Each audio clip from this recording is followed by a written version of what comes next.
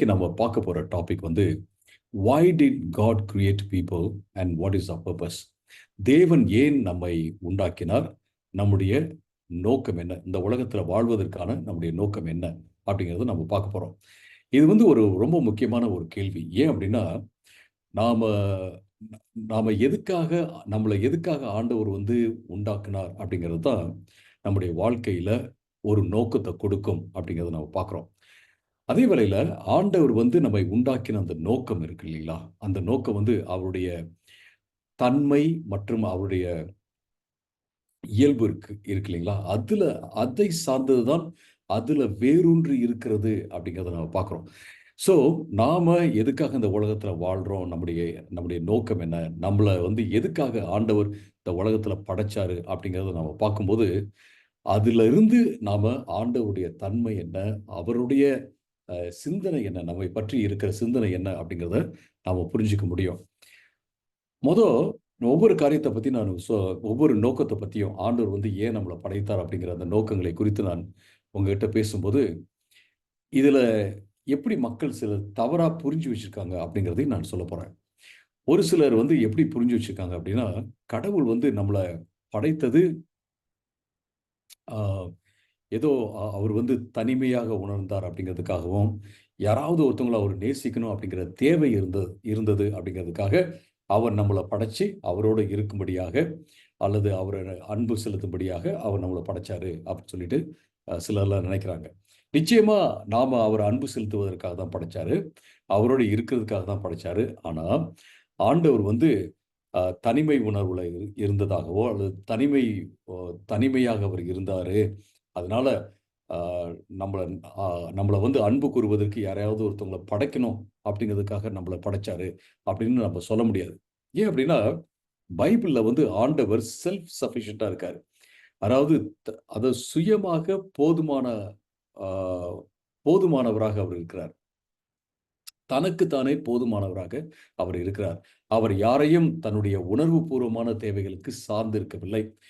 இந்த உலகத்துல அவர் வந்து ஜீவிப்பதற்கு, வாழ்வதற்கு யாரையும் சார்ந்திருக்கவில்லை. எந்த ஆதாரத்தையும் அவர் சார்ந்திருக்கவில்லை அப்படிங்கிறத நம்ம பார்க்கிறோம். எனவே அவருடைய இமோஷனல் தேவைக்காக, அவருடைய உணர்வு பூர்வமான தேவைக்காக ஆண்டவர் நம்மை சார்ந்திருக்க வேண்டும் என்பதற்காக அவர் நம்மை படைக்கவில்லை அப்படிங்கிறத நம்ம முதலாவது மனதிலே வைத்துக் கொள்ள வேண்டும். ஒரு சிலர் அந்த மாதிரி புரிஞ்சு வச்சிருக்காங்க. அதனாலதான் நான் வந்து இது தவறான ஒரு காரியம் அப்படின்றத நான் சொல்லிட்டு, அப்ப ஆண்டவர் எதுக்காக படைத்தாரு அப்படிங்கிறதையும் நான் என்ன செய்ய போறேன், விளக்கி காண்பிக்க போறேன். ஓகே, முதலாவதாக நான் சொன்னேன், ஆண்டவர் வந்து செல்ஃப் சஃபிஷியண்டா இருக்காரு. அவர் தனக்குத்தானே போதுமானவராக இருக்கிறார். தன்னுடைய தனிமை உணர்வுலேருந்து வெளியில வரணும் அப்படிங்கிறதுக்காக அவர் வந்து படைக்கல அப்படின்றத நம்ம பார்க்குறோம். ஆனா அதே நேரத்துல மனுஷனை வந்து அவர் படைச்சது அவரோட இருப்பதற்காக தான், அவரை நேசிப்பதற்காக தான் அப்படிங்கிறத பார்க்குறோம். இப்படி ஆண்டவர் வந்து நம்மளை வந்து தேவையே இல்லாம படைச்சாரு, அப்போ அவர் வந்து நம்மளை நேசிக்கவே இல்லை அப்படின்னா, நிச்சயமாக இந்த ஹோல் கிரியேஷனும், இந்த முழு படைப்புமே ஆண்டவருடைய அன்பிலிருந்து உண்டாக்கப்பட்ட ஒன்றாக தான் இருக்கிறது அப்படிங்கிறத நாம பார்க்குறோம். ஏன் அப்படின்னா, 1 யோவான் 4:16 நம்ம வாசிக்கிறோம், தேவன் அன்பாகவே இருக்கிறார். எனவே அவர் வந்து ஒரு ஒரு காரியத்தை படைக்கும்போது, நம்மளை படைக்கும்போது, இந்த உலகத்தை எல்லாம் நமக்காக படைக்கும்போது, பூமியெல்லாம் நமக்காக படைக்கும்போது, அவர் அன்போட தான் படைச்சாரு அப்படிங்கிறத நாம பார்க்கிறோம். ஸோ ஆண்டவர் வந்து அவருக்கு அந்த நேச்சராகவே, இயல்பாகவே இருக்கிற அன்போடு படைத்தார். அந்த அன்புக்கு நாம பதிலளிக்கும் விதமாகத்தான் நாம் என்ன செய்றோம், ஆண்டவரை அன்பு செலுத்துகிறோம். எனவே ஆண்டவர் வந்து ஏன் படைச்சாரு அப்படின்னா, அன்போடு படைச்சாரு. ஏன் ஆண்டவர் அன்போடு படைச்சாரு? அவர் வந்து அன்பாகவே இருக்கிறாரு. அன்பாக இருக்கிறதுனால அவர் என்ன செஞ்சாரு, அவரு அன்போடு படைச்சாரு அப்படின்ட்டு நம்ம என்ன செய்யலாம், மாத்தி மாத்தி சொல்லிட்டே இருக்கலாம். பட் இதை வந்து நம்ம எப்படி ஒரே கட்டத்துல சொல்லணும் அப்படின்னு கேட்டீங்கன்னா, ஒரே வாக்கியத்துல சொல்லணும் அப்படின்னா, எல்லா படைப்புமே, நீங்களும் நானும், இந்த உலகத்துல நீங்களும் நானும், இந்த பூமி எல்லாமே ஆண்டவருடைய அன்புல இருந்து வழிந்தோடிய ஒரு காரியம், அல்லது அன்பிலிருந்து அதன் விளைவாக வந்த காரியம் அப்படின்னு சொல்லி நம்ம சொல்லலாம். as a result of God's love, we are created அப்படின்னு நம்ம நிச்சயமாக சொல்லலாம். அப்ப அன்புனால ஒரு ஆண்டவர் படைச்சாரு. நாம தனிமையா இருக்கிறேன், அதனால இவங்கள படைச்சு என்னோட வச்சுக்கணும் அப்படிங்கிறதுக்காக படைக்கல அப்படின்னு நம்ம இப்ப பார்த்தோம். அப்ப ஏன் தான் படைச்சாரு அப்படின்னா, எப்படி அவர் திடீர்னு உட்கார்ந்திருந்து யோசித்து பார்த்து, சரி ஜாலியா ஒண்ணு நம்ம செய்யலாம். நமக்கு ஆசையா இருக்கு. சரி படைச்சிடலாம். அல்லது ஒரு ஆக்சிடென்ட்டா ஒரு விபத்து போல நம்ம வந்து ஏதோ ஒண்ணு ஆண்டவர் செய்ய போய், அதிலிருந்து ஒரு விபத்தாக நாம எல்லோரும் படைக்கப்பட்டோமா? அப்படின்னா இல்ல. ஆண்டவர் வந்து முழு நோக்கத்தோட நம்மள டிசைன் பண்ணி, வடிவமைச்சு உருவாக்கி இருக்கிறாரு அப்படிங்கிறத நம்ம பார்க்குறோம். இது எப்படி அப்படின்னு கேட்டீங்கன்னா, சிலர் எப்படி புரிஞ்சுக்கிறாங்கன்னா, சிலர் சொல்லுவாங்க இல்லைங்களா? எல்லாமே கடவுளுடைய திருவிளையாடல்ங்க. எல்லாமே கடவுளுடைய திருவிளையாடல். அவருக்கு அவரு ச அவரு இஷ்டப்பட்டபடி எல்லாத்தையும் செய்றாருங்க அப்படின்னு சொல்லுவாங்க இல்லைங்களா? அவர் வந்து இஷ்டப்பட்டபடி நம்மள படைச்சாரு தான். ஆனா இஷ்டப்பட்டபடி அப்படின்னா, சும்மா உட்கார்ந்திருந்து ஏதோ யோசித்து, சரி இன்னைக்கு நம்ம படைப்போம். இவங்களெல்லாம் படைப்போம். விளையாட்டு போல நம்ம செய்வோம். திருவிளையாடல். அது மாரி என்ன செய்வோம் படைப்போம். அப்படின்லாம் ஆண்டவர் படைச்சாரா அப்படின்னா, அப்படி படைக்கல. நம்ம சில வேளை நம்ம சின்ன பிள்ளைங்கள பார்ப்போம். சின்ன பிள்ளைங்க என்ன செய்யும் அப்படின்னா, அவங்களுக்கு பல்வேறு வர்ணங்கள்ல, கலர்ல கிளே இருக்கு இல்லைங்களா? களிமண் இருக்குல்ல, அதெல்லாம் ஸ்டேஷனரி கடையில விக்கிறாங்க. அத வாங்கி அவங்ககிட்ட குடுத்துட்டோம்னா, அவங்க என்ன செய்வாங்க, அவங்களுக்கு புடிச்ச மாரி அ அவங்க பொம்மையெல்லாம் உருவாக்குவாங்க. பொம்மை உருவாக்கி, அதுக்கு கண்ணு, காது, மூக்கெல்லாம் வச்சு, அ இது வந்து அம்மா அப்படின்னு சொல்லுவாங்க. இது அப்பான்னு சொல்லுவாங்க. அப்புறம் அப்பா, அம்மாவ பார்த்து வாவ்! சூப்பர்ப் அப்படின்னு சொன்னோனே, என்ன செய்வாங்க, மறுபடியும் அதெல்லாம் அப்படியே கசக்கி, ஆ மறுபடியும் அ களிமண்ணா களிமண்ணா ஆக்கிட்டு, என்ன செய்வாங்க, வேற ஒண்ணு பண்ணுவாங்க. ஸோ அந்த மாரி கடவுள் தன்னுடைய சுய இன்பத்துக்காக, சரி ஜாலியா இருக்கலாம் அப்படிங்கிறதுக்காக, ஃபன்னுக்காகன்னு சொல்றோம் இல்லைங்களா? அந்த மாரி எல்லாத்தையும் இந்த உலகத்தெல்லாம் படைச்சுட்டு, உங்களையும் என்னையும் படைச்சுட்டு, அப்புறம் கடைசியில பார்த்தீங்கன்னா, எல்லாத்தையும் உலகத்த அழிச்சுட்டு, அப்புறம் புதிய வானம், புதிய பூமியெல்லாம் படைக்குது. இப்படி ஆண்டவர் வந்து ஒரு நோக்கமற்றவராக எல்லாத்தையும் படைக்கல. அதாவது முழு நோக்கத்தோட, சிந்தனையோட, ஞானத்தோட நம்ம எல்லோரையும் அவர் ரொம்ப அழகாக அவர் வந்து வடிவமைச்சிருக்கிறாரு, உருவாக்கி இருக்கிறாரு அப்படிங்கிறத நம்ம பார்க்குறோம். ஸோ அதனால நீங்களும் நானும் ஏதோ ஆ சும்மா ஆண்டவர் வந்து திருவிளையாடலாக கொண்டு வந்துட்டாரு அப்படின்லாம் நம்ம நினைக்காம, நீங்க நினைக்கல பட் நெறைய பேர் அப்படி நினைக்கிறாங்க. ஆ அப்படி மனுஷங்க நம்ம நினைக்காம, நம்ம என்ன செய்யணும் அப்படின்னா, ஒரு முக்கியமான நோக்கத்தோட ஆண்டவர் என்ன படைச்சிருக்கிறாரு அப்படின்னு நம்ம விசுவாசிக்கிறது ரொம்ப முக்கியமான ஒரு காரியம். ஓகே, இப்ப அந்த நோக்கம் என்ன? அப்படின்றது தானே நம்முடைய கேள்வி. சரி, ஒரு ஒரு சில முக்கியமான நோக்கங்கள் என்ன? அப்படிங்கிறத நான் சொல்றேன். இத வந்து எப்படி நம்ம வாழ்க்கையிலயும் பயன்படுத்தலாம் அப்படின்ட்டு நான் சொல்லப் போறேன். நோக்கம். ஆண்டவர் வந்து தன்னுடைய சித்தத்தின்படி நம்மை படைத்தார். தன்னுடைய சித்தத்தின்படி, ஆசையின்படி அவர் படைத்தார் அப்படின்றத நம்ம பார்க்கிறோம். வெளிப்படுத்தின விசேஷம் 4வது அதிகாரம் வெளிப்படுத்தின விசேஷம் 4வது அதிகாரம் 11வது வசனம். வெளிப்படுத்தின விசேஷம் 4வது அதிகாரம் 11வது வசனத்துல நம்ம வாசிக்கிறோம். ஆண்டவர் வந்து நம்மை அவருடைய சித்தத்தின்படி படைத்தார் அப்படின்னு சொல்லிட்டு நம்ம பார்க்கிறோம். நான் உங்களுக்காக வாசிக்கிறேன். கர்த்தாவே தேவரீர் மகிமையையும் கனத்தையும் வல்லமையையும் பெறுகிறதற்கு பாத்திரராய் இருக்கிறீர். நீரே சகலத்தையும் சிருஷ்டித்தீர். உம்முடைய சித்தத்தினாலே அவைகள் உண்டாயிருக்கிறவைகளும் சிருஷ்டிக்கப்பட்டவைகளுமாய் இருக்கிறது என்றார்கள். சோ உம்முடைய சித்தத்தினாலே அவைகள், இந்த உலகம் எல்லாமே உலகத்துல இருக்குது. நீங்கள் நான் எல்லோருமே என்ன செய்திருக்கோம் அப்படின்னா, அவருடைய சித்தத்தினாலே படைக்கப்பட்டிருக்கிறோம், உருவாக்கப்பட்டிருக்கிறோம், உண்டாக்கப்பட்டிருக்கிறோம் அப்படிங்கிறத நாம பார்க்கிறோம். ஓகே, அப்ப இந்த சித்தங்கிற வார்த்தையை நம்ம எப்படி புரிஞ்சுக்கிறது? கிரேக்க பதம். இந்த இந்த வேதாகமம் நம்முடைய தமிழ் பைபிள் வந்து கிரேக்கத்துல இருந்து மொழிபெயர்ப்பு செய்யப்பட்டு வந்திருக்கு. ஸோ அந்த கிரேக்க பதம் தெலேமா அப்படிங்கிற வார்த்தை. தெலேமா அப்படிங்கிற வார்த்தைய நாம சித்தம் அப்படின்னும் டிரான்ஸ்லேட் பண்ணலாம். மொழிபெயர்ப்பு செய்யலாம். அதேபோல ஆசை அப்படின்ட்டும் நாம என்ன செய்யலாம்? டிரான்ஸ்லேட் பண்ணலாம். இன்னொரு இடத்துல பிளஷர். பிளஷர் அப்படின்னா ஒரு அதாவது ஒரு அ சந்தோஷம், ஒரு ஒரு இன்பம் அப்படின்னு சொல்றோம் இல்லைங்களா? அதுவும் அப்படியும் நம்ம டிரான்ஸ்லேட் பண்ணலாம். அப்படின்னு நம்ம பார்க்கும்போது எப்படி நம்ம அத புரிஞ்சுக்கலாம் அப்படின்னா, ஆண்டவர் வந்து ஆஹ், ஆசையோட, அவருடைய சித்தத்தோட, அவர் சுகித்து இன்பத்தோட, ஆசையா நம்மள அவர் வந்து படைச்சிருக்காரு. உங்களை என்னையும் அவர் படைச்சிருக்கிறாரு அப்படிங்கிறத நம்ம பார்க்குறோம்.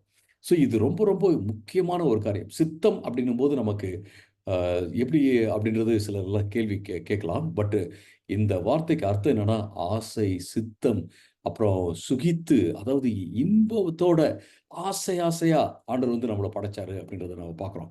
அப்ப நீங்க, நானு இந்த உலகத்துல வந்தது வந்து ஏதோ ஒரு நோக்கமற்றவர்களாக வரவில்லை. சும்மா ஆண்டவர் வந்து ஏதோ சரி இன்னைக்கு ஏதோ ஒண்ணு செய்யலாம், இன்னைக்கு ஒரு வேலை செய்யலாம், இப்படி செஞ்சு பார்க்கலாமே அப்படின்லாம் செய்யல. நோக்கத்தோட, ஆசையோட, சித்தத்தோட உங்களை, என்னையும் அவர் உண்டாக்கியிருக்கிறார். அவருடைய இன்பத்திற்காக, அவருடைய அவருடைய ஆசைக்காக, அவருடைய சித்தத்திற்காக அல்லது சித்தத்தினால அப்படின்னு நம்ம சொல்லலாம். ஓகே, அவருடைய சித்தத்தினால அவர் அவர் சுகித்து ஆசையோட படைச்சாரு அப்படிங்கிறத நான் எப்படி புரிஞ்சுக்கிறது? அப்ப என்ன நம்ம எல்லோருமே கோமாளி மாரியா? ஆண்டவர வந்து என்டர்டெயின் பண்றவங்களா? ஆண்டவர வந்து அம்யூஸ் பண்றவங்களா? எப்படி நம்ம அத புரிஞ்சுக்கிறது? இத வச்சு தான் ஒரு சிலர்லாம் நினைக்கிறாங்க, இதெல்லாம் திருவிளையாடல்னு நெனச்சுக்கிறாங்க. இல்ல, இல்ல, இல்ல, இல்ல. அப்படிலாம் கிடையாது. ஆண்டவர் வந்து நம்மள அவருடைய அவருடைய சித்தத்தின்படி படைச்சாரு, அப்படிங்கிற ஆசையின்படி படைச்சாரு. அவர் சுகித்து படைச்சாரு அப்படிங்கிறத சிலர் வந்து தப்பா புரிஞ்சுக்கிறாங்க. எப்படி புரிஞ்சுக்கிறாங்க? ஓ! ஆண்டவர் வந்து ஒரு ஆ பப்பட் ஷோ காட்டுறவர் இருப்பார் இல்லைங்களா? அதுபோல மேடையில வந்து நெறைய பப்பட்ஸ் எல்லாம் இருக்கு. அந்த பப்பட்டுகள் எல்லாம் வச்சுட்டு, அவர் இந்த அந்த பொம்மைகள்லாம் வச்சு என்ன செய்றாரு, அவர் அப்படியே ஆட்டி, ஆட்டி அவரும் ஜாலியா ஹாஹாஹான்னு அவர் சிரிக்கிறாரு. அப்புறம் எல்லோரும் பார்த்து அத அத சிரிக்கிறாங்க. அந்த மாரியான ஒரு கோலமா இது?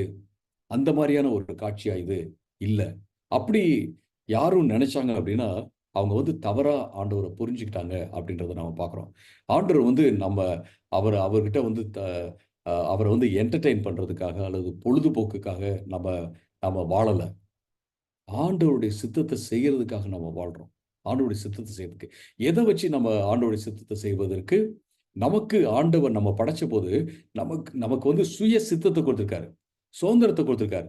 நம்ம காரியங்கள தேர்ந்தெடுப்பதற்கான சுதந்திரத்த ஆண்டவர் நமக்கு குடுத்திருக்கிறாரு அப்படிங்கிறத பார்க்கிறோம். ஃப்ரீ வில் அப்படின்னு சொல்றோம் இல்லைங்களா ஆங்கிலத்துல.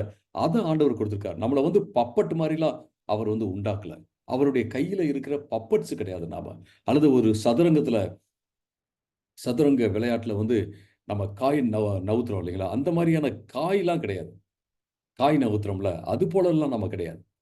நமக்கு ஆண்டவர் சுய சித்தத்த கொடுத்து ஆண்டவர் நம்மள படைச்சிருக்கிறாரு அப்படிங்கிறத நாம பார்க்கிறோம். இந்த சுய சித்தத்த நாம பயன்படுத்தி நாம என்ன செய்யணும் அப்படின்னா, நம்ம ஆண்டவருக்கு ஆ பிரியத்த பிரியமான காரியத்த நம்ம செய்யணும். ஆண்டவருக்கு ஆ இன்பமான காரியத்த, ஆண்டவருக்கு விருப்பமான காரியத்த நாம உண்டாக்கணும்.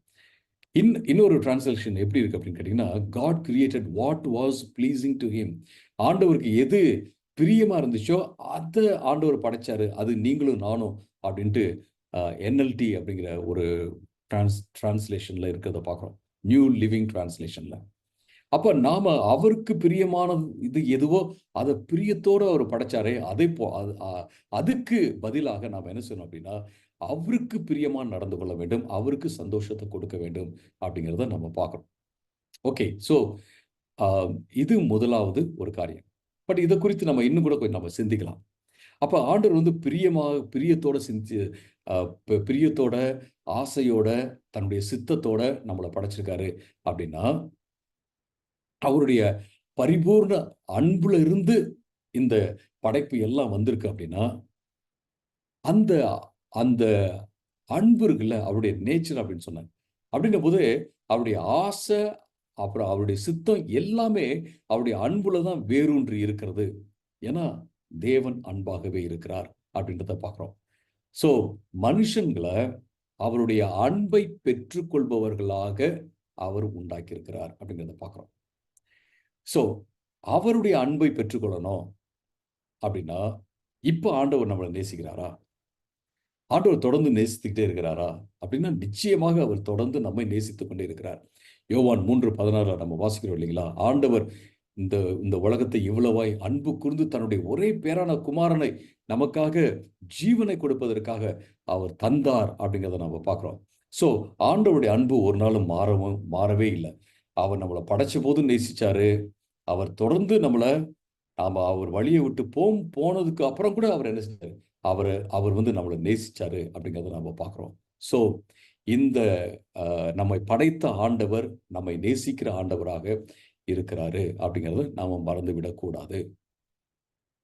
ஓகே, இந்த இப்ப நம்ம என்ன பார்த்தோம் அப்படின்னா, முதலாவதாக ஆண்டவருடைய சித்தத்திலிருந்து ஆசையிலிருந்து அன்புல இருந்து நம்ம என்ன செய்கிறோம், உருவாக்கப்பட்டிருக்கிறோம் அப்படிங்கிறத நம்ம பார்க்கிறோம். ரெண்டாவதாக நம்ம ஏன் இந்த உலகத்துல படைக்கப்பட்டிருக்கிறோம் அப்படின்னா, அவருடைய நாம மகிமைக்காக, அவருடைய மகிமைக்காக நாம படைக்கப்பட்டிருக்கிறோம் அப்படிங்கிறத பார்க்கிறோம். ஏசாயா 43 6, 7 இந்த வசனங்களை நம்ம வாசிக்கலாம். ஏசாயா 43 6, 7 43 6, 7ல நம்ம வாசிக்கிறோம். நான் வடக்கே நோக்கி கொடு என்றும் தெற்கே நோக்கி வைத்திராதே என்றும் சொல்லி தூரத்திலிருந்து என் குமாரரையும் பூமியின் கடையாந்திரத்திலிருந்து என் குமாரத்தைகளையும் நான் என் மகிமைக்கென்று சிருஷ்டித்து உருவாக்கி படைத்து என் நாமம் தரிக்கப்பட்ட யாவரையும் கொண்டு வா என்பேன். ஸோ மனுஷங்களை பத்தி அவர் பேசும்போது, ஆண்டவர் பேசும்போது என்ன சொல்றாருன்னா, என் மகிமைக்கென்று சிருஷ்டித்து உருவாக்கி படைத்து என் நாமம் தரிக்கப்பட்ட யாவரையும் கொண்டு வா என்பேன் அப்படின்றார். ஸோ ஆண்டவர் வந்து நம்ம எல்லோரையுமே அவர் வந்து அவருடைய நாம அவருடைய மகிமைக்காக படைச்சிருக்காரு அப்படிங்கிறத நம்ம பார்க்குறோம். ஸோ ஒருத்தர் சொன்னார், ஆண்டவருக்கு மகிமையை நம்ம கொண்டு வரல அப்படின்னா இந்த வாழ்க்கையே ஒரு வேஸ்ட் அப்படின்னு சொன்னார். சரி, இப்போ நம்ம சிந்திக்கலாம் இதை. ஆண்டவருடைய மகிமைக்காக நம்ம வாழணும், ஆண்டவருடைய மகிமைக்காக வாழணும், ஆண்டவருடைய மகிமைக்காக வாழணும் அப்படின்னு சொல்லும்போது, அப்ப நாம நமக்காக வாழ தேவையில்லையா அப்படின்னு ஒரு கேள்வி வருது இல்லைங்களா? அப்ப நம்முடைய வாழ்க்கைக்கு எந்த விதமான தகுதியும் இல்லையா, வொர்த் இல்லையா, அதுக்கு எந்த விதமான குவாலிட்டியும் இல்லையா, மதிப்பு இல்லையா அப்படின்னு சிலர் வந்து கேட்குறாங்க இல்லைங்களா? நிச்சயமாக ஆண்டவர் வந்து என்னுடைய என்னுடைய மகிமைக்காக நான் உங்களை படைச்சேன் அப்படின்னு சொல்லும்போது, நமக்கு எந்த விதமான தகுதியும் கொடுக்காம அவர் படைத்து விட்டார் அப்படின்றதெல்லாம் பொருள் கிடையாது. இப்ப ஒருத்தர் வந்து ஒரு மெஷினை உருவாக்குறாருன்னு வச்சுங்களேன். அந்த மெஷினை வந்து அவர் சொல்றாரு, இந்த மெஷின் வந்து என்னுடைய மகிமையை வெளிப்படுத்துகிறது அப்படின்னு அவர் சொல்றாரு. அப்படின்னா அந்த மெஷினுக்கு வந்து எந்த தகுதியும் இல்லை அப்படின்லாம் கிடையாது.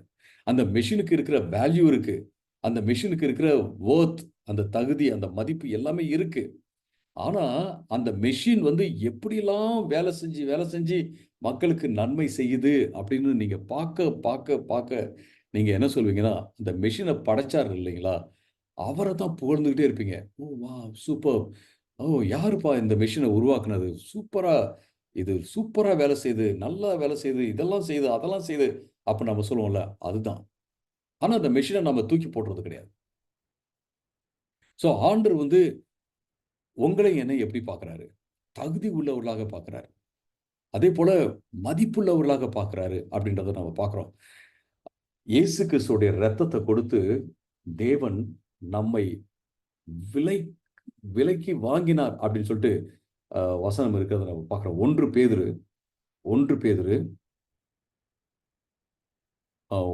அதிகாரம் 18, 19 இப்படியாக வாசிக்கிறோம். 1 பேதுரு 1வது அதிகாரம் 18, 19. உங்கள் முன்னோர்களால் பாரம்பரியமாய் நீங்கள் அனுசரித்து வந்த வீணான நடத்தை நின்று அழிவுள்ள வஸ்துகளாகிய வெள்ளியினாலும் பொன்னினாலும் மீட்கப்படாமல் குற்றமில்லாத மாசற்ற ஆட்டுக்குட்டியாகிய கிறிஸ்துவின் விலையேற பெற்ற இரத்தத்தினாலே மீட்கப்பட்டீர்கள் என்று அறிந்திருக்கிறீர்களே. இங்க இருக்கிற ஒவ்வொருத்தரும் நாம எல்லோருமே ரொம்ப நம்ம எல்லோருமே ஆண்டவருடைய மகிமைக்காக தான் வாழ்றோம். நாம மட்டும் இல்லை, எல்லோருமே வாழணும். ஆனா நாம ஆண்டவரை ஏற்றுக்கொண்டு நம்ம அவருடைய நாம மகிமைக்காக வாழ்றோம். ஸோ அவருடைய மகிமைக்காக வாழ்றோம் அப்படிங்கிறதுனால நமக்கு எந்த மதிப்பும் இல்லையா? அப்படிலாம் கிடையாது. நமக்கு மதிப்பு இருக்கு. இந்த மக்கள் எல்லாத்துக்கும் மதிப்பு இருக்கு. நம்ம பாவிகளா இருந்த போதே நமக்கு மதிப்பு இருந்துச்சு. அதனாலதான் அவர் என்ன செஞ்சாருன்னா, ஆண்டவர் இந்த உலகத்துல இருக்கிற பொன்னு, வெள்ளி இதை வச்சு நம்மளை வாங்காம விலையேற பெற்ற ரத்தம், இயேசு கிறிஸ்துவுடைய விலையேற பெற்ற ரத்தத்தினாலே நம்மை மீட்டெடுத்தார் அப்படின்னு சொல்லிட்டு நம்ம பார்க்கிறோம்.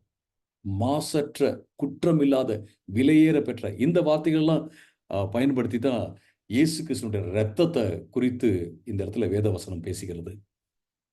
குற்றமில்லாத, மாசற்ற, விலையேற பெற்ற ரத்தத்தினாலே மீட்கப்பட்டோம் அப்படிங்கிறத பார்க்கிறோம். ஒரு பொருள் அடகு வைக்கப்பட்டு விட்டது என்றால் அதை எப்படி மீட்கிறாங்களோ, அதுக்கு எப்படி கிரயம் கொடுக்குறாங்களோ, அது போல பாவத்தில் இருந்து ஆண்டவர் நம்மை மீட்டெடுத்தார் அப்படிங்கிறத நம்ம பார்க்குறோம். ஏன் மீட்டெடுத்தாரு?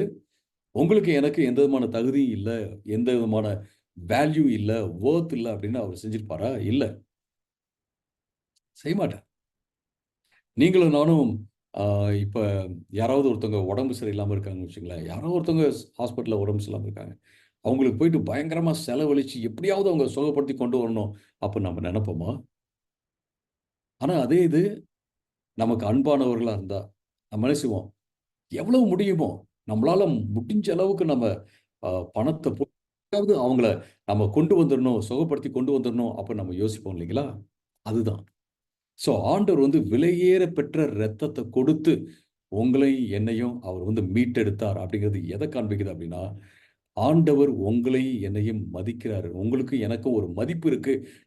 நம்ம விலையேற பெற்றவர்களாக ஆண்டவருடைய பார்வையில் இருக்கிறோம் அப்படிங்கிறது தான் அது காண்பிக்கிறது அப்படிங்கிறத நம்ம பார்க்கிறோம். அது மட்டுமல்ல, ஆண்டவர் இன்னொரு வசனம் இருக்கு. அந்த வசனத்தை நான் உங்களுக்காக வாசிக்கிறேன் பாருங்க. சங்கீதம் 139, சங்கீதம் 139, 17, 18. சங்கீதம் 139, 17, 18. ஒரு அருமையான ஒரு வசனம். ஆண்டவர் எப்போதுமே நம்மளை நினைச்சு பார்த்துக்கிட்டே இருக்கிறார் அப்படின்னு சொல்லும் ஒரு வசனம். இங்கே சங்கீதக்காரர் என்ன சொல்றாரு பாருங்க.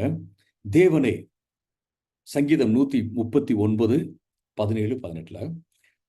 தேவனே, உமது ஆலோசனைகள், அதாவது உம்முடைய தாட்ஸ், உம்முடைய சிந்தனைகள் எனக்கு எத்தனை அருமையானவைகள். ஆங்கில பைபிள்ல பார்த்தீங்கன்னா தாட்ஸ் இருக்கு. ஸோ உங்களுடைய தாட்ஸ், உங்களுடைய சிந்தனைகள், உங்களுடைய ஆலோசனைகள் எனக்கு எத்தனை அருமையானவைகள். அவைகளின் தொகை எவ்வளவு அதிகம். அதை நம்ம எண்ணி எண்ணி பார்க்க முடியுமா? எண்ணி பார்க்கவே முடியாது. அவ்வளவு சிந்தனைகள், அவ்வளவு ஆலோசனைகள். அவைகளை நான் எண்ண போனால் மணலை பார்க்கிலும் அதிகமாம். ஸோ மணலை பார்க்கிலும் அதிகமான சிந்தனைகள் ஆண்டவருக்கு உண்டு. நான் விழிக்கும் போது இன்னும் உம்மண்டையில் இருக்கிறேன் அப்படின்னு சொல்றாரு. நான் உங்க தாட்ஸ் பார்த்தீங்கன்னா நிறைய இருக்கு, நிறைய நிறைய நிறைய இருக்கு. அது எண்ணி பார்க்கவே முடியாது. மணலை காட்டிலும் அதிகமா இருக்கு. நான் காலையில எந்திரிச்சு பார்க்கும்போது பார்த்தீங்கன்னா உங்ககிட்ட தான் இருக்கிறேன் அப்படின்னா அவர் என்ன சொல்றாரு? இன்னொரு விதத்துல என்ன சொல்றாரு அப்படின்னா, நீங்க என்னையவே நினைச்சுக்கிட்டே இருக்கீங்க அப்படின்னு சொல்றாரு. ஸோ இதுல நம்ம என்ன புரிஞ்சுக்கணும் அப்படின்னா, ஆண்டவர் நம்மை அவருடைய மகிமைக்காக படைத்தார். ஆண்டவருடைய மகிமைக்காக நம்ம வாழல அப்படின்னா நம்முடைய வாழ்க்கை வீணானது. ஆனா இதனுடைய அர்த்தம் நம்முடைய வாழ்க்கைக்கு எந்த மதிப்புமே இல்லை, நம்முடைய வாழ்க்கைக்கு எந்த எந்த வேர்த்தும் இல்லை அப்படிலாம் கிடையாது. இல்லை, நம்முடைய வாழும் வாழ்க்கை நமக்கு அப்படின்னு பார்க்கும்போது அதுக்கு ஒரு பொருத்தமே இல்லை, ரெலவெண்டே இல்லை அப்படின்னு சொல்ல முடியாது. நம்முடைய வாழ்க்கை ஆண்டவருக்குள்ள அர்த்தம் பெறுகிறது, மதிப்பு பெறுகிறது. ஆனால் ஆண்டவருக்குள்ள நமக்கும் மதிப்பு இருக்கிறது அப்படிங்கிறத நம்ம மறந்து விடக்கூடாது. அப்போ இங்கே இருக்கிற ஒவ்வொருத்தவங்களும் ஸ்பெஷலானவங்க அப்படிங்கிறத நம்ம பார்க்குறோம். அடுத்தது, கடைசியாக ஆண்டவர் எதுக்காக நம்மளை படைச்சாரு? நான் சொன்னேன், ஆண்டவர் நம்ம அவருடைய சித்தத்தின்படி ஆசையாக அவர் சுகித்து இன்பத்தோட அவர் நம்மளை படைச்சாரு. அடுத்ததாக ஆண்டவர் நம்மை அவருடைய மகிமைக்காக படைச்சார் அப்படிங்கிறத நம்ம பார்த்தோம். மூன்றாவதாக ஆண்டவர் நம்மை அவரோடு சேர்ந்து இந்த உலகத்தை ஆளும்படியாக படைத்தார் அப்படிங்கிறத நம்ம பார்க்கிறோம்.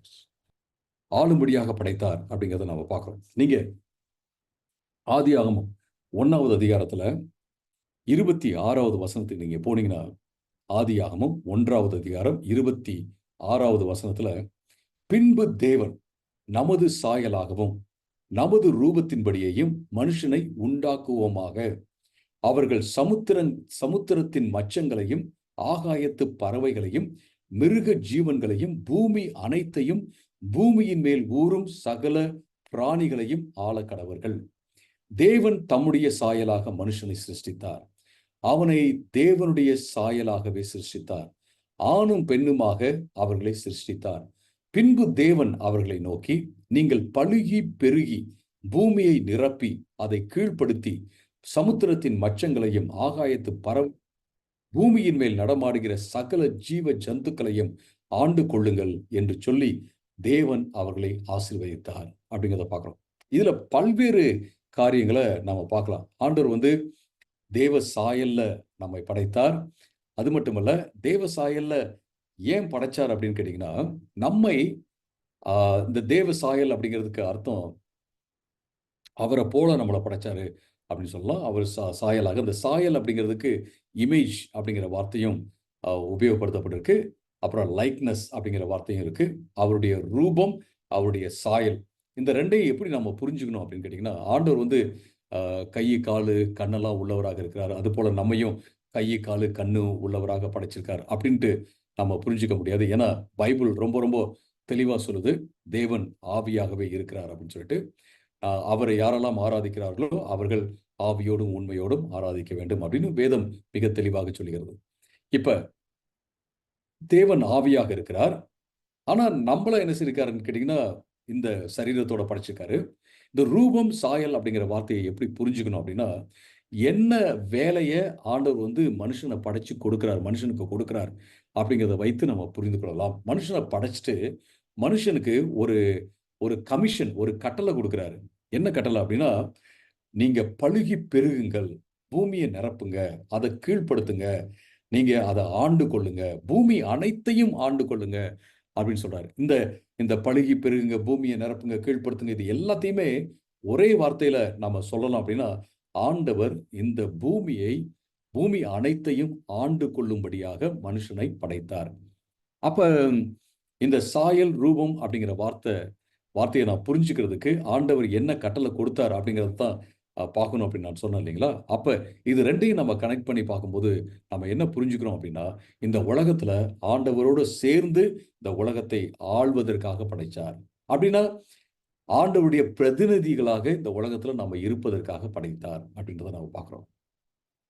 ஆண்டவர் அவருடைய ஆசையோட படைச்சாரு, சித்தத்தோட படைச்சாரு, அன்பனால படைச்சாரு. ஆண்டவர் அது மட்டுமல்ல, அவருடைய மகிமைக்காக படைச்சாரு. அது மட்டுமல்ல, ஆண்டவர் நம்மை அவருடைய துணை ஆட்சியாளர்களாக அவரோடு சேர்ந்து இந்த உலகத்தை ஆள்வதற்காக அவரை பிரதிநிதித்துவப்படுத்துவதற்காக இந்த உலகத்துல நம்மை படைத்தார் அப்படிங்கிறத நம்ம பார்க்கிறோம். இது ரொம்ப ரொம்ப முக்கியமான ஒரு காரியம்.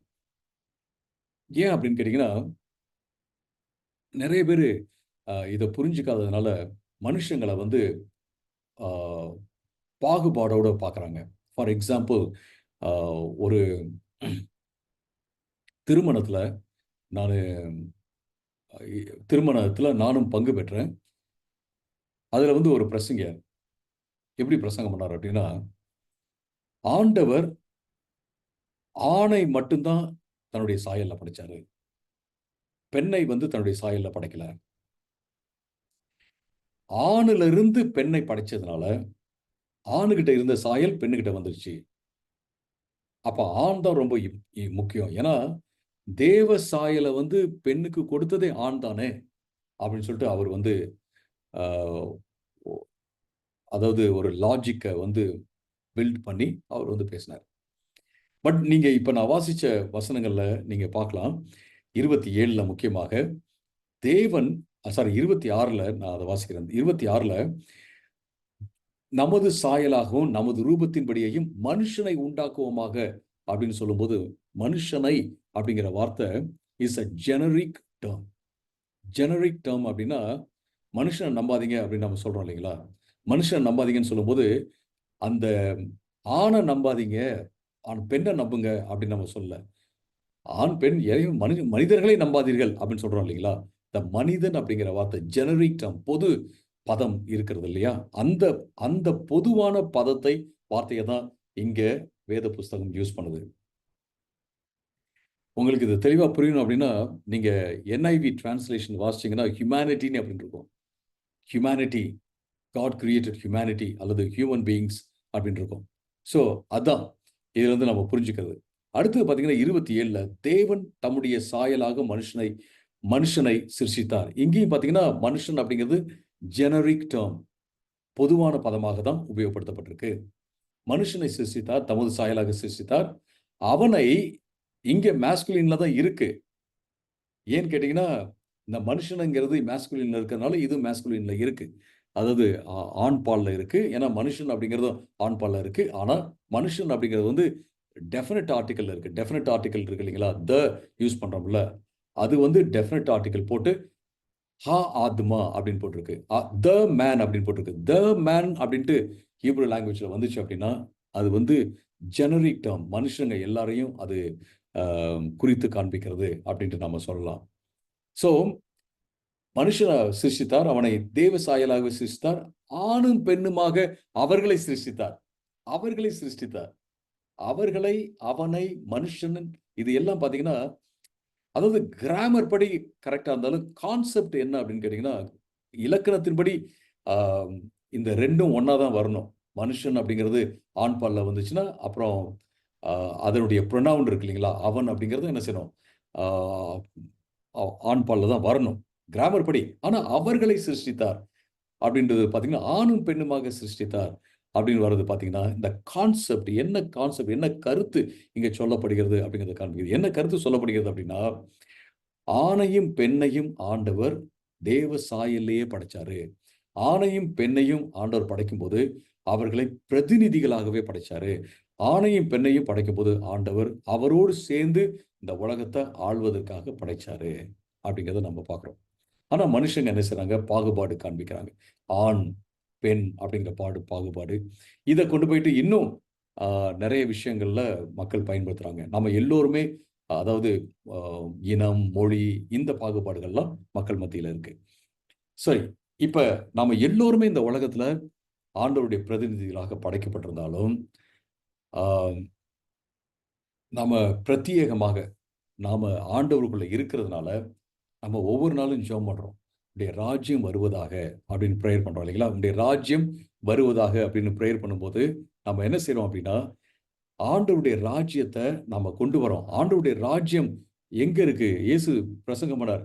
"மனம் திரும்புங்கள், பரலோக ராஜ்யம் சமீபமாய் இருக்கு" அப்படின்னு சொன்னாரு. அப்புறம் இயேசு சொன்னாரு, "பரலோக ராஜ்யம் உங்களுக்குள்ளாக இருக்கிறது" அப்படின்னு சொன்னாரு. தேவனுடைய ராஜ்யம் உங்களுக்குள்ளாக இருக்கிறது, உங்கள் மத்தியில இருக்கிறது அப்படின்னு அவர் சொன்னாரு.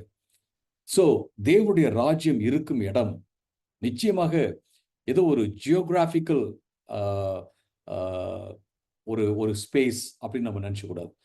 அதாவது ஒரு ஒரு புவி சார்ந்த ஒரு சேலம் அல்லது இந்த உலகம் அப்படின்னு சொல்லிட்டு இந்த இந்த புவியியல் சார்ந்த நிலையில நம்ம எடுத்துக்கொள்ளக்கூடாது.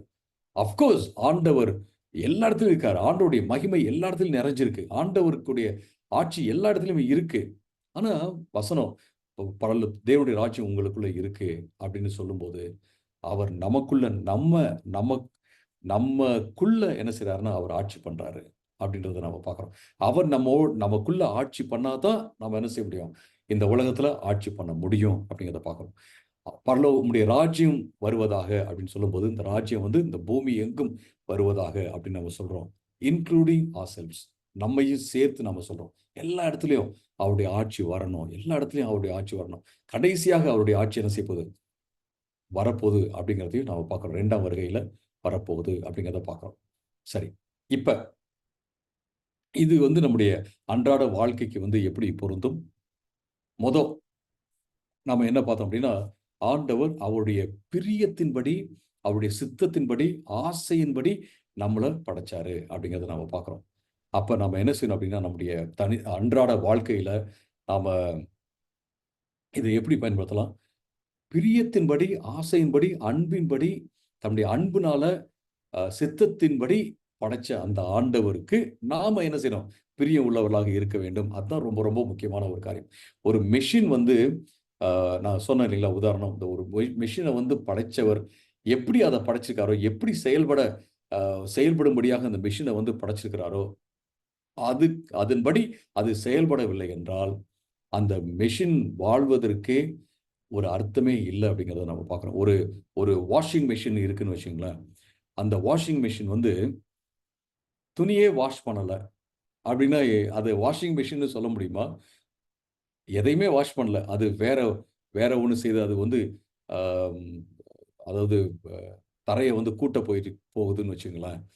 எதுக்கு அவர் படைச்சாரோ அந்த அந்த ஆம், படைப்பாளி, the the the creator of the machine எதுக்காக அவர் வந்து அதை கிரியேட் பண்ணாரோ, உண்டாக்குனாரோ, அதை செய்யல அப்படின்னா, அதுக்கு பேரே வாஷிங் மெஷினே கிடையாது. ஸோ மனுஷங்களாக ஆண்டவர் நம்மள படைச்சிருக்காரு. அவர போல இருப்பதற்காக படைச்சிருக்காரு. அப்ப அவர் சித்தத்தின்படி அவருக்கு பிரியமானதை நம்ம செய்யல அப்படின்னா, நம்ம வாழ்வதிலே அர்த்தமே இல்ல. அவர் சித்தத்தை நம்ம செய்யல அப்படின்னா, அதுல அர்த்தமே கிடையாது. அப்ப அவருடைய சித்தத்தை செய்யறது, அவருக்கு பிரியமா இருக்கிறது வந்து ஒரு ஜாலியா இல்லாத காரியமா? அப்படின்னா, அதுதான் ரொம்ப ஜாலியான ஒரு காரியம். அதுதான் ரொம்ப ரொம்ப சந்தோஷமான ஒரு காரியம், அருமையானவர்களே. ஆண்டவர் வந்து நம்முடைய சந்தோஷத்தை அழிப்பதற்கான ஒருத்தர் கிடையாது. அதாவது ஒரு ஜாய் கில்லர்லாம் கிடையாது. "ஓ! இவரு வந்துட்டாரா, அவ்வளோதான் சந்தோஷமே இருக்காதுப்பா" அப்படின்னு சிலர்லாம் சொல்லுவாங்கல்ல. அந்த மாரியான தேவன் நம்முடைய தேவன் அல்ல. அவர் வந்து நமக்கு சந்தோஷமான காரியத்த இந்த உலகத்துல எல்லாவற்றையும் படைத்தார். ஒரு பழத்த நீங்க சாப்பிடும்போது, "வாவ்! சூப்பர்" அப்படின்னு சொல்றீங்கல்ல, அப்ப நீங்களும் நானும் என்ன சொல்லணும் அப்படின்னா, ஆண்டவர் வந்து நம்மள நேசிச்சு அந்த பழத்த சுவைத்து, "சூப்பர்! நல்லா இருக்கு" அப்படின்னு சொல்றதுக்கு தானே படைச்சிருக்காரு. இல்ல எல்லாத்தையும் கசப்பா படைச்சு, இத சாப்பிட்டா கசப்பு, அத சாப்பிட்டா கசப்பு, இத சாப்பிட்டா கசப்பு, அத சாப்பிட்டா கசப்பு அப்படிங்கிற ஐயோ! ஒண்ணுமே சாப்பிட முடியலையே! அப்ப நம்ம கஷ்டப்படும்போது அத பார்த்து, ஆ அப்படின்னு சொல்லிட்டு சிரிக்கிற ஆண்டவரா நம்ம ஆண்டவர் அப்படிலாம் கிடையாது. இந்த உலகத்துல நல்ல காரியங்கள் நெறைய, நெறைய, நெறைய, நெறைய இருக்கு.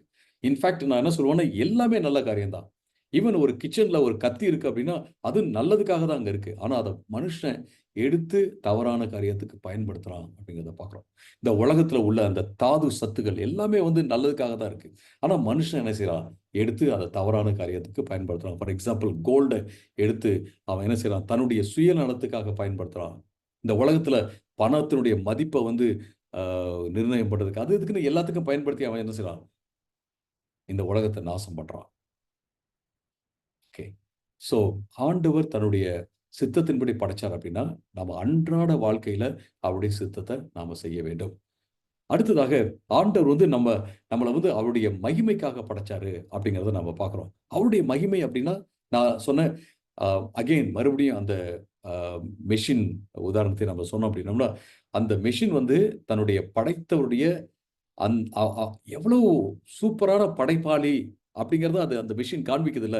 அதுபோல நம்ம அன்றாட வாழ்க்கையில நம்முடைய வார்த்தையின் மூலமாக, நம்முடைய செயல் மூலமாக, நம்முடைய சிந்தனையின் மூலமாக ஆண்டவர் எவ்வளவு நல்லவர், ஆண்டவர் எவ்வளவு வல்லவர் அப்படிங்கிறத நம்ம காண்பிக்கிறது தான் ரொம்ப ரொம்ப முக்கியமான ஒரு காரியம். ஆண்டவர் வந்து இஸ்ரவேல் மக்கள் எகிப்து தேசத்துல இருந்து அவங்க கதறி அழுதபோது, ஐயோ! நாங்க வந்து அடிமைத்தனத்துல இருக்கிறோம் அப்படின்னு கதறி அழுதபோது ஆண்டவர் வந்து இறங்கி வந்தார். அவர் வந்து அவங்க அவங்க அவங்களுடைய கதறுதலை கேட்டார் அப்படின்னு சொல்லி நாம பார்க்கிறோம். ஆண்டவர் சொல்றார் மோசே, நான் அவருடைய கதறுதலை கேட்டேன் அப்படின்னு சொல்றார். அவங்களுடைய கதறுதல் என்னுடைய செவிக்கு எட்டினது அப்படின்னு சொல்றாரு. அதேபோல ஆண்டவர் தன்ன அ மோசேக்கு வெளிப்படுத்தும்போது எப்படி வெளிப்படுத்துறார் அப்படின்னா, அஃப்கோர்ஸ் மகிமை உள்ள தேவனாக தான் வெளிப்படுத்துறார். அதே நேரத்தில இரக்கம் உள்ளவராக, கருணை உள்ளவராக, தயவு உள்ளவராக அவர் வெளிப்படுத்துறார் அப்படிங்கிறத நம்ம பார்க்கிறோம். ஆண்டவர் செய்த ஒவ்வொரு அ அற்புதமும் எகிப்து தேசத்தில செய்த ஒவ்வொரு அற்புதமும், ஆண்டவர் எவ்வளவு வல்லமை உள்ளவர் அப்படிங்கிறத காண்பிக்குது. அதே வேளையில ஆண்டவர் எந்த அளவுக்கு இஸ்ரவேல் மக்கள நேசிச்சார் அப்படிங்கிறதையும் காண்பிக்கிறது. ஆண்டவர் வந்து எவ்வளவு நேசிச்சார் அப்படிங்கிறத மட்டும் காண்பிக்கல. எந்த அளவுக்கு ஆண்டவர் அவர்கள வேல்யூ பண்ணாரு. அவர்களுக்கு எந்த அளவுக்கு வொர்த் இருக்கு அப்படிங்கிறதையும் அவர் என்ன செஞ்சாரு? பார்த்தார் அப்படின்னு சொல்லி பார்க்கிறோம். ஏன்னா, அவர் வந்து ஒரு ஒரு உடன்படிக்கை பண்ணிட்டாரு. ஆதாமுக்கு சாரி ஆ ஆபிரகாமோட உடன்படிக்கை பண்ணிட்டாரு. ஆபிரகாமுக்கு சொல்றாரு, "நான் இந்த தேசத்த கொடுப்பேன்" அப்படின்னு சொன்னாரு. சொன்ன வார்த்தைய மீறக்கூடாதுன்னு சொல்லிட்டு, அவர் என்ன செஞ்சாருன்னா, அப்படியே செய்தார் அப்படின்றத நம்ம பார்க்கிறோம். ஸோ, ஆண்டவருடைய மகிமைக்காக நம்ம வாழும்போது, நம்ம நம்மள கண்டுக்கவே கூடாது. அப்ப நமக்குன்னு எந்த விதமான வொர்த் இல்ல. நமக்குன்னு எந்த விதமான வேல்யூ கிடையாது. மதிப்பே கிடையாது. அப்படிலாம் கிடையாது. நமக்கு மதிப்பு இருக்கு. அப்படின்னா, நம்ம அன்றாட வாழ்க்கையில நம்ம என்ன செய்யணும்னா, நாம ஆண்டவரை வெளிப்படுத்துகிறவர்களாக இருக்கணும். ஆண்டவரை வெளிப்படுத்துறது எப்படி வெளிப்படுத்துறோம் அப்படின்னா, நம்ம வந்து ஆண்டவருடைய பார்வையில பிரஷியஸ். நம்ம மதிப்புள்ளவங்களா இருக்கோம். விலையேற பெற்றவங்களா இருக்கோம். ஒரு நாளும் யாரும் உங்கள வந்து குறைவாக மதிப்பீடு செய்யவே விடவே கூடாது. மதிப்பீடு செய்ய விடவே கூடாது. நீங்க எந்த அளவுக்கு மதிப்புள்ளவங்க, ஆண்டவருடைய படைப்பு அப்படிங்கிறதுல எந்த அளவுக்கு மதிப்புள்ளவங்க அப்படிங்கிறத ஒரு நாளும் மறக்கவே கூடாது. யார் உங்கள ரிஜெக்ட் பண்ணாலும் சரி, உங்கள கேவலமா பேசினாலும் சரி, அவமானப்படுத்தினாலும் சரி, உங்களுடைய குறைவ மட்டுமே சுட்டி காண்பித்து நீங்க தகுதியற்றவர்கள்னு சொன்னாலும் சரி, நான் தகுதி உள்ள நபர் தான். ஆண்டவர் என்ன படைச்சிருக்கிறாரு. அவருடைய மகிமைக்காக படைச்சிருக்காரு அப்படிங்கிறத நம்ம மனதில வைத்துக் கொள்ள வேண்டும். அதேபோல நாம ஆண்டவரோடு சேர்ந்து இந்த உலகத்துல ஆட்சி பண்ணுவதற்காக அவருடைய துணை ஆட்சியாளர்களாக நம்மை படைத்திருக்கிறார் அப்படின்னு நான் சொன்னேன். அப்ப அன்றாட வாழ்க்கையில எப்படி நம்ம ஆபீஸ்க்கு போகும்போது எங்க போனாலும் சரி, ஆண்டவருடைய பிரதிநிதிகளாக நம்ம போவது ரொம்ப முக்கியமான ஒரு காரியம். நான் வந்து இந்த கம்பெனில வேலை செய்றேன். அதனால போறேன் அப்படி இல்ல. நான் வந்து ஆண்டவருடைய பிரதிநிதியாக நான் போறேன். ஊழியம் செய்ய போறவங்க மட்டும் ஆண்டவருடைய பிரதிநிதியா போல. நீங்க ஒரு ஒரு வியாபாரத்துல இருந்தாலும் சரி, தொழில் இருந்தாலும் சரி, அல்லது காலேஜ்ல இருந்தாலும் சரி, எங்க இருந்தாலும் சரி, நீங்க ஆண்டவருடைய பிரதிநிதியாக இருக்கிறீங்க அப்படிங்கிறத மறந்துவிடக் கூடாது. அங்க நீங்க இருக்கிற இடத்துல ஆண்டவருடைய ராஜ்யம் வர வேண்டும். அதுக்காக நீங்க ஜெபம் பண்ணணும். அதை அப்படியே நீங்க செய்யணும். அது ரொம்ப முக்கியமான ஒரு காரியம். ஸோ நான் இதோட நானு அ பைபிள் ஸ்டடி நானு சொல்ல வேண்டிய காரியங்கள நான் சொல்லி முடித்து விட்டேன்.